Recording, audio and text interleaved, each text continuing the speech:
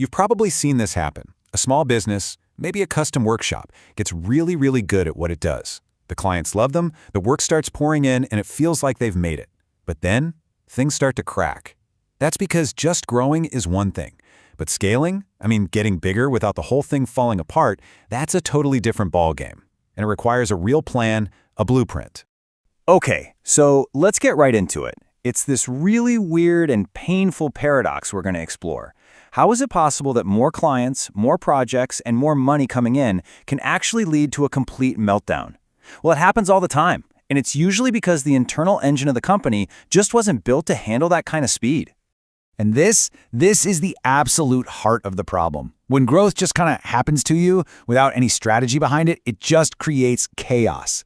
All of a sudden, you're drowning in missed deadlines, quality is taking a nosedive, and your profits are actually getting smaller.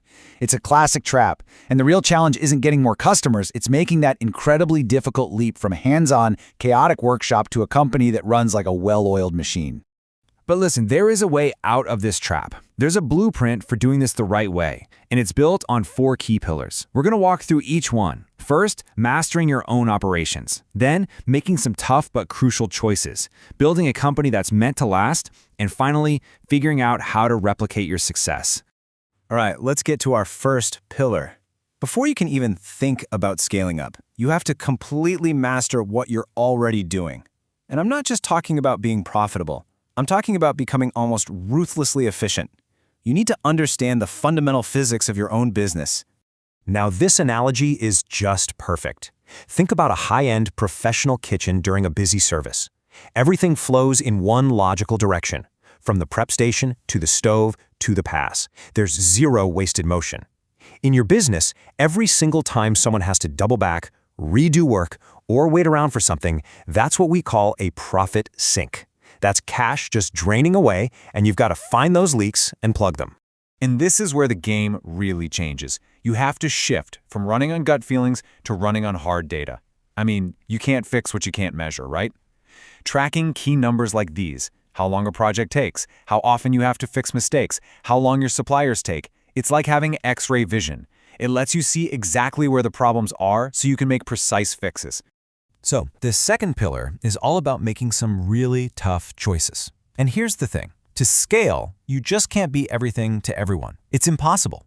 Real growth demands that you make conscious, strategic sacrifices, or trade-offs that clearly define what kind of company you're actually trying to build. So here's your first major fork in the road. What is your product? Are you going to stick with the completely custom, one-of-a-kind projects? Sure, the margins are great, but it's slow and you're totally dependent on a few superstar employees. The alternative is to shift to modular, standardized systems. You might lose some of that unique factor, but you gain incredible speed and the ability to deliver at a massive scale.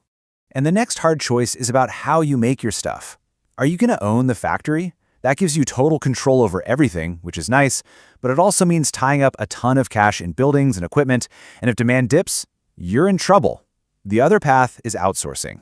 You give up some control, sure, but you gain massive flexibility and you turn those scary fixed costs into variable ones that only show up when you make a sale.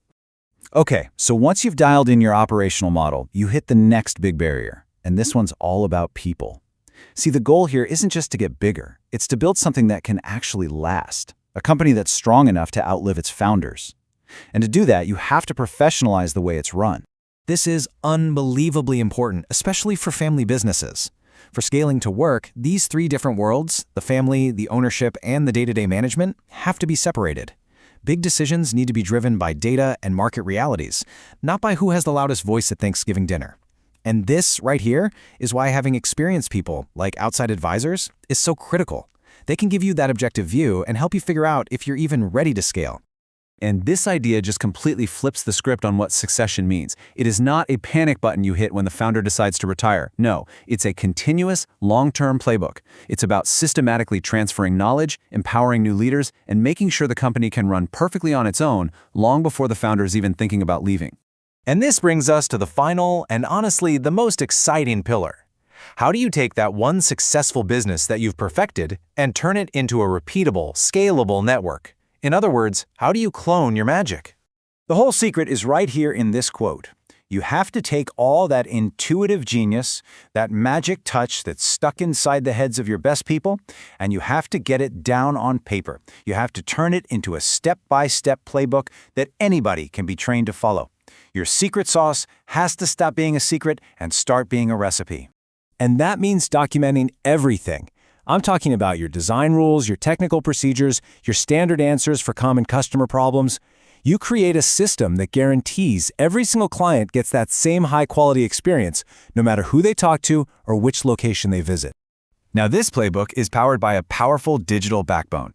Look, things like ERP and CRM systems, they're not luxuries anymore. They are the central nervous system of a modern, scalable company. They would allow you to manage a whole network of locations, track performance everywhere in real time, and keep everything connected. So, let's put it all together. You can see how these 4 pillars lock into place to create a powerful system. The efficient machine you build in Pillar 1 generates the cash you need to grow. The tough choices in Pillar 2 define your scalable model. The strong governance from Pillar 3 protects it for the long haul, and the tech and playbooks from Pillar 4 let you replicate it over and over again. And that really leaves us with one final crucial question to think about. Having a business that operates well today, that's a huge accomplishment, seriously. But is your company just designed to operate? Or is it truly designed to scale? What's in your blueprint?